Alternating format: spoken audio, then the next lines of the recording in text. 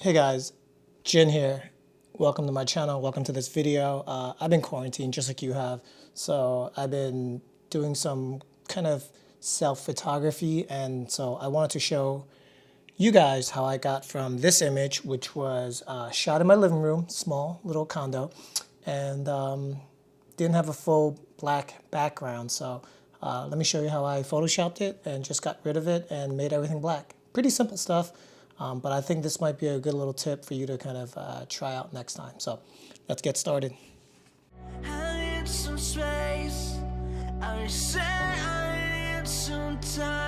Okay, so we're gonna now bring this photo into Photoshop.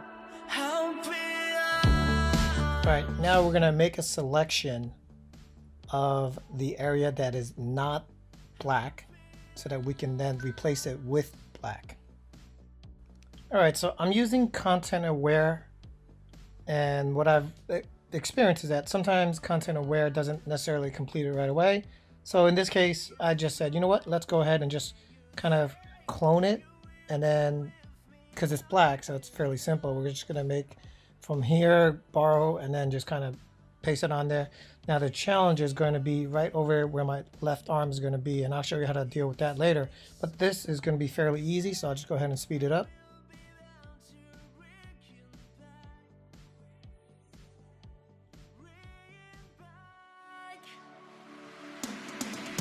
Alright, so here's the secret. We're going to do a quick selection of the area that we are not going to try to paint into, right? We're not going to try to clone stamp into it, but we're going to make a quick selection of it and then put it in its own layer and then inverse that selection so that we can then clone and stamp without having it affect the selected layer. Hope that makes sense. If it doesn't make sense or if you have questions, leave me a comment.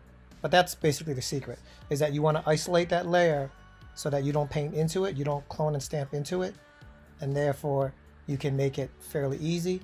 Again, this is a quick selection, and even with a quick selection, you'll see that there isn't any noticeable fringing or any unnatural looks to it. So hope this helps.